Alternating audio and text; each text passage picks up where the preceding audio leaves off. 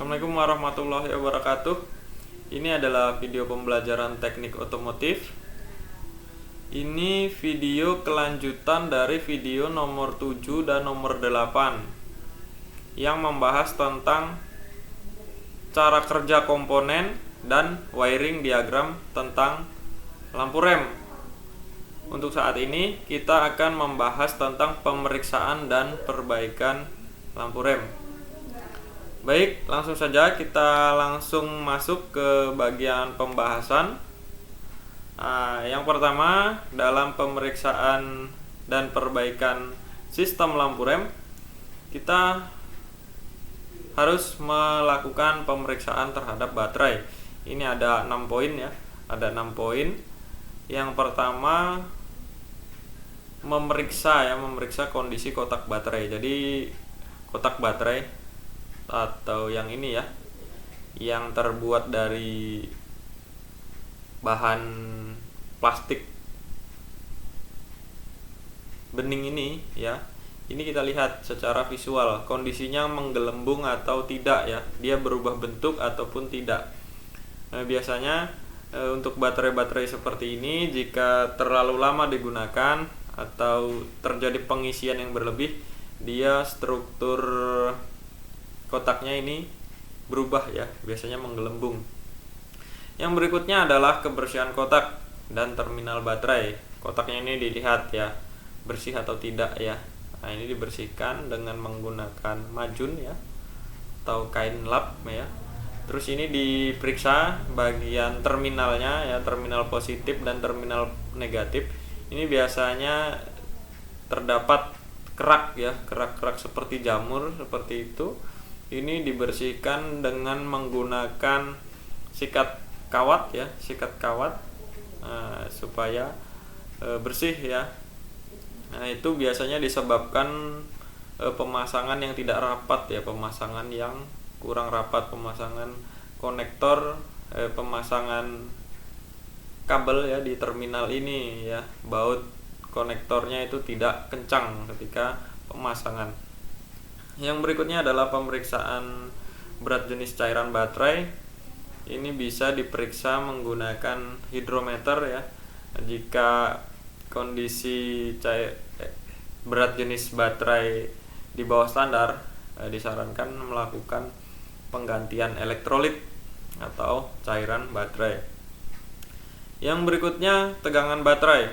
Tegangan baterai ini minimal itu 12 volt ya. Tegangan ini bisa diukur dengan menggunakan multitester ya, dengan skala volt ya. Bagian yang DC ya, bagian tegangan yang DC ya, karena baterai ini adalah sumber arus searah ya. Jadi selektor diarahkan ke DC 12 volt. Berikutnya diperiksa adalah jumlah cairan elektrolit baterai. Nah, di sini sudah ada ukuran ya, ini ada upper level ya sama lower level. Nah, usahakan elektrolit di sekitar sini ya, ketinggian elektrolit setiap selnya ya, ini ada 1 2 3 4 5 6. Nah, setiap selnya ini diisi sama rata ya, di antara upper sama lower level. Yang berikutnya, tutup baterai dan saluran ventilasi. Ini bagian tutupnya ya, bagian tutup di sini. Ini diperiksa apakah terdapat celah ya, celah udara yang bisa masuk ataupun keluar. Biasanya di bawahnya sini, di bawah tutup ini ada silnya ya, silnya. Nah, sil itu harus dalam kondisi baik sehingga udara luar dan bagian dalam ini tidak bisa bersirkulasi ya, tidak bisa masuk ataupun buih-buih air ya, tidak masuk ke dalam juga, supaya nanti tidak mengganggu proses kerja cairan elektrolit ya, dan komponen-komponen baterai tidak mengganggu seperti itu. Yang berikutnya ini saluran ventilasi. Kalau di baterai sepeda motor yang ini tipe basah ya, di bagian samping ini ada ventilasi. Nah, ini biasanya tugasnya ya mengeluarkan uap-uap elektrolit ya. Biasanya kan di sini ketika terjadi pengisian, dia cairan ini akan memanas ya. Nah, uap-uapnya itu akan dibuang ke bagian sini ya, dan menghindari kotak baterai berubah strukturnya ya. Ini adalah pemeriksaan baterai. Berikutnya pemeriksaan sekring atau fuse ya. Ini ada dua cara pemeriksaan. Yang pertama secara visual ya. Secara visual artinya kita bisa melihat kondisi fuse dengan visual ya, artinya penglihatan. Ini dilihat ya. Nah, ini yang bagian kiri ini yang saya tunjuk. Ini kondisi fuse yang baik. Dia di dalamnya masih terhubung ya. Kawatnya ini masih terhubung. Ini artinya fuse masih bagus ya. Nah, kalau sudah putus fuse-nya, ini ada seperti ini ya, putus. Yang ini terhubung, yang ini putus. Nah, ini adalah cara membedakan atau cara melihat secara visual. Terkadang ada yang putusnya bagian di pangkal sini ya, di pangkal sini. Nah, itu kita tidak bisa mendeteksinya, caranya dengan alat ukur. Nah, masih pemeriksaan secara visual. Selain kita melihat dari dalam kawatnya ini biasanya bagian sini ada yang leleh ya. Ciri lainnya biasanya leleh di sini karena terjadi panas ya. Listrik sangat erat kaitannya dengan panas ya jika terjadi konslet ya. Ini bagian sini bisa leleh, leleh atau bahkan bagian sini ya. Nah, untuk pemeriksaan visual itu saja ya, ada dua tadi. Yang pertama kita bisa melihat dengan kawat bagian dalamnya ya, putus atau tidak, terhubung atau tidak. Yang berikutnya kita melihat ya, boxnya ini, kotaknya ini yang warna kuning atau plastiknya ini, itu leleh atau tidak. Dan pemeriksaan fuse berikutnya yaitu dengan menggunakan alat ukur ya. Ada beberapa cara ya, penggunaan alat ukur. Yang pertama, fuse tetap diletakkan di box fuse ya. Tapi yang saya jelaskan kali ini dengan fuse yang dilepas. Caranya dengan menggunakan multitester ya, multitester atau avometer. Di selektor diarahkan ke skala ohm ya, skala ohm atau tahanan ya, simbolnya seperti ini. Perhatikan baik-baik ya, ini juga di skala ohm ya. Ini kalian boleh coba di skala ohm kali 1, kali 10 atau kali 100 ya, dicoba aja ya mana yang terhubung ya. Ini selektor ya, ini ada selektor fuse saya ulangi, selektor di skala ohm. Berikutnya hubungkan probe ya, ada dua probe di alat ukur multitester atau avometer ini. Probe warna merah dan probe warna hitam ya. Ini hubungkan saja di bagian kaki-kaki fuse ya, terbalik nggak masalah ya. Nggak harus yang hitam harus di kanan atau yang merah harus di kiri, nggak harus ya, karena kita mengukur kontinuitas ya, kontinuitas terbalik nggak masalah ya. Jadi kaki fuse itu ada dua ya, satunya dihubungkan dengan hitam, satunya dihubungkan dengan yang probe yang warna merah. Jika fuse oke, maka di display multitester akan muncul seperti ini. Dan jika fuse-nya putus ya, di display akan tampil seperti ini ya. Ini untuk multitester digital ya. Kalau untuk multitester analog ya, multitester analog dia ketika dihubungkan, jika fuse oke, maka jarumnya akan bergerak ya. Jarumnya akan bergerak dari ke sana ya. Nah, bergerak. Kalau fuse-nya putus, dia tidak ada gerakan sama sekali ya. Jika gerakannya tidak normal ya, itu berarti fuse-nya juga tidak normal ya. Masih bisa terhubung tapi tidak normal. Lebih baik diganti ya, diganti yang baru. Untuk fuse ini cara menyikapinya, jika fuse rusak langsung diganti dengan ukuran yang sama. Berikutnya adalah ini perbaikan saklar lampu rem belakang ya. Ini saklar, ini tulisan saklarnya atau switchnya ini tertinggal ya. Jadi ditambahin nanti. Ini kan tulisannya perbaikan lampu rem belakang. Jadi yang benar perbaikan saklar lampu rem belakang. Nah, ini adalah seperti itu ya, perbaikan saklar. Nah, ini di saklar rem ini bisa kita perbaiki ya, bisa kita perbaiki, jadi tidak harus beli ya. Nah, ini bisa diperhatikan, ini ada 3 buah komponen ya, ada 3 buah komponen penting. Yang pertama adalah sumber 12 volt. Ini merupakan konektor ya, ini terhubung dengan sumber 12 volt, terhubung dengan sumber 12 volt.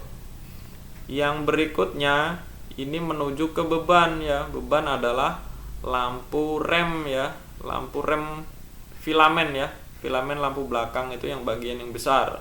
Nah, yang ini menuju ke sana. Ini sumber 12 volt, ini dapatnya dari output kunci kontak yang sudah terhubung dari baterai ya. Ingat, ini kunci kontak, ini berasal dari output kunci kontak yang sudah terhubung dengan baterai ya. Kalian harus benar-benar mengingat wiring diagramnya ya. Sekali lagi, kalian harus mempelajari dengan baik video nomor 7 dan nomor 8 agar kalian lebih memahami video yang ini ya. Karena video nomor 7, video nomor 8 dan video yang sekarang ini saling berkaitan ya, saling berkaitan, satu topik pembahasan tentang lampu rem.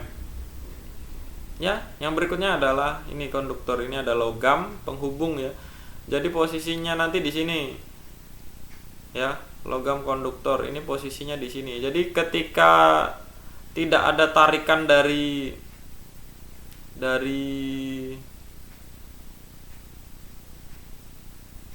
rem ya, dari pedal rem ya, dia posisi konduktor ini dia di atas ini ya, posisinya di atas. Ketika rem ditekan ya, atau rem di pedal rem diinjak ya, posisi ini akan turun ke bawah ya, akan turun ke bawah sehingga konduktor ini menghubungkan antara sumber 12 volt dan beban dan positif, dan menuju ke positif beban ya. Jadi ini menghubungkan ini dan ini seperti itu ya. Tolong dipahami, video ini diulang-ulang ya. Cara memperbaikinya yaitu dibersihkan ya. Bagian ini dibersihkan menggunakan amplas, biasanya kotor ya. Ini juga dibersihkan menggunakan amplas, biasanya kotor, berdebu, atau bahkan bekas kerak-kerak listrik ya, kerak-kerak konslet listrik. Dan bagian atas ini ada karet penutup ya. Ini tugasnya sebagai seal supaya bagian kotoran dari luar atau debu tidak masuk ke bagian saklar ini. Jadi cara memperbaikinya cukup dibersihkan ya. Terus diratakan permukaannya ya dari kerak-kerak dengan menggunakan amplas. Ya, tolong dipahami, dicermati, videonya diulang-ulang. Mohon maaf jika kata-kata saya berbelit-belit ya, tapi video ini bisa diulang-ulang, jadi tidak ada alasan untuk kalian tidak memahami materi ini. Yang berikutnya adalah perbaikan saklar lampu rem bagian depan ya.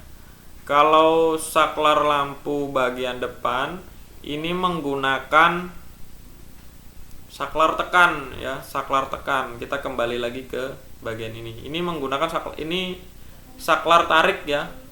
Sementara ini merupakan saklar tekan. Jadi ketika tonjolan ini ya, bagian tonjolan ini ditekan, dia akan menghubungkan mekanisme plat ya di dalam sini.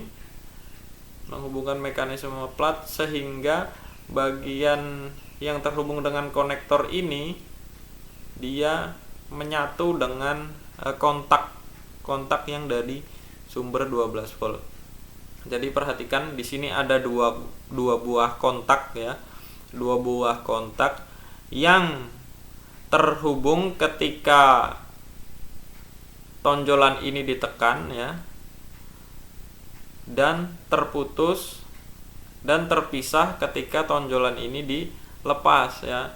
Ini terhubung dengan handle rem bagian depan ya. Nah, bisa kalian perhatikan ketika kalian tekan handle rem itu kalian mendengar suara klik seperti itu ya. Nah, itu adalah benda ini ya, benda ini yang berbunyi ya, atau saklar rem bagian depan. Sama seperti yang tadi, seperti saklar rem belakang, ini dia berasal dari sumber 12 volt, artinya output kunci kontak yang mendapat arus dari baterai ya. Dan yang ini menuju bebannya yaitu lampu belakang, filamen yang bagian yang besar ya. Nah, tolong dipahami ya, dipahami, videonya diulang-ulang ya. Tidak bosan-bosan saya mengingatkan supaya kalian terus mengulang videonya. Nah, untuk perbaikannya sendiri ini biasanya kotor ya di dalam sini. Ini cukup dibersihkan ya. Dicek kondisinya, bagian penekannya ini bentuknya seperti apa ya. Kalau ini sudah pengkor ya, ini lebih baik diganti saja ya. Jika fisiknya masih bagus, bisa dipertahankan ya. Dicek lagi bagian sini, bagian kontaknya ini ya. Bagian kontaknya ini biasanya tertutup kerak ya, kerak-kerak seperti sisa-sisa kalian ngelas itu ya. Misalkan kalian ngelas, nah itu ada sisa-sisanya itu, keraknya itu. Nah, itu seperti ini, bentuknya seperti sisa-sisa di ujungnya kontak ya, di ujungnya kontak ini, kontak poin ini ya. Nah, jadi itu dibersihkan, diamplas ya, diamplas sampai permukaannya benar-benar bersih. Nah, selama strukturnya tidak leleh ya, tidak leleh, itu bisa diperbaiki ya. Dan usahakan yang ini masih kondisinya masih tetap bagus, itu dicoba dipasang lagi di remnya berfungsi atau tidak. Kerusakan yang biasanya terjadi di sini yaitu yang pertama, kontak poin ini ya. Kontak poin ini ada keraknya ya. Yang pertama dia lengket ya, kontak satu dan kontak yang lainnya ini kan ada dua nih. Ada dua. Itu lengket ya. Kalau lengket, lampu rem belakang itu nyala terus ya, nyala terus. Nah, lengket ini biasanya disebabkan karena arus listrik yang terlalu besar ya, ataupun terjadi konslet ya. Nah, tolong video ini diulang-ulang ya. Nah, berikutnya adalah pemeriksaan bohlam lampu ya. Cara pemeriksaannya yang pertama, secara visual kita bisa melihat filamennya ini, yang bagian besar ini putus atau tidak ya. Jadi sekalian aja kita lihat dua-duanya, filamennya putus atau tidak ya. Terus yang berikutnya yaitu dengan diukur dengan multitester ya. Kalian boleh menggunakan skala ohm ya. Yang ohm itu dihubungkan antara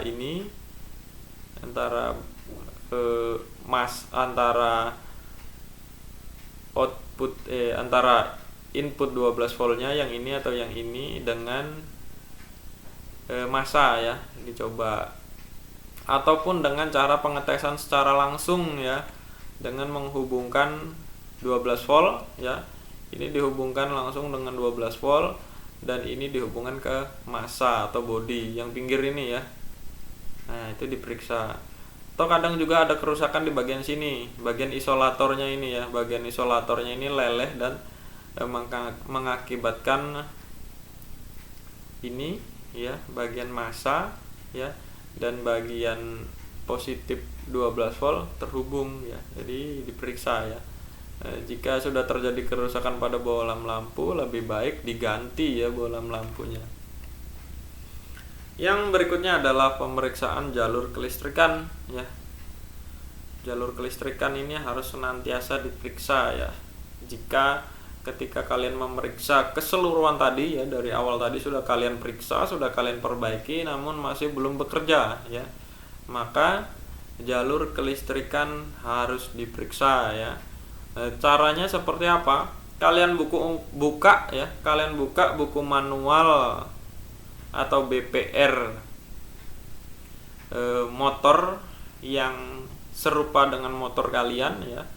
Misalkan motornya Honda Beat, buka BPR Honda Beat, baru kalian cari di halaman belakang, biasanya itu ada wiring diagram. Nah, itu kalian lihat untuk switch rem depan sama switch rem belakang itu warnanya apa ya, warnanya apa. Jadi dicek kabel yang khusus warna itu. Jadi yang kalian periksa bukan kabel bodi secara keseluruhan. Misalkan ini punya Honda ya, Honda Beat. Contoh untuk switch ya, atau seperti ini aja lebih mudahnya ya. Kalian buka switch ya, switch kabel yang terhubung dengan switch itu pasti ada dua kabel ya. Yang pertama itu warnanya apa ya, salah satunya pasti dari kunci kontak ya. Itu biasanya warnanya hitam ya, kalau untuk produk Honda ya, warna hitam. Dan yang menuju beban itu biasanya kuning strip hijau ya, kuning strip hijau. Jadi sesuai kabel itu kalian urut ya, mulai di bodi ya. Kabel warna hitam kan pasti sudah dapat dari kunci kontak ya.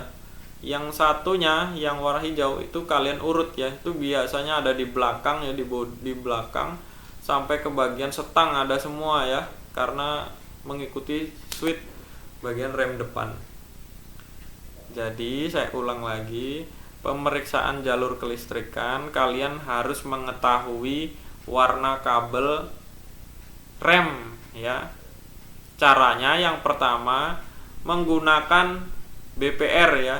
Jika kalian tidak paham, jika kalian tidak memiliki BPR atau buku pedoman reparasi, kalian boleh browsing di internet ya. Ada semua ya, wiring diagram, browsing aja di Google ya. Wiring diagram jalur kelistrikan motor Honda, misalkan Honda Grand. Langsung diklik di Google gambar ya, itu nanti ditampilkan semua wiring diagram. Atau yang terakhir, langsung kalian lihat di bagian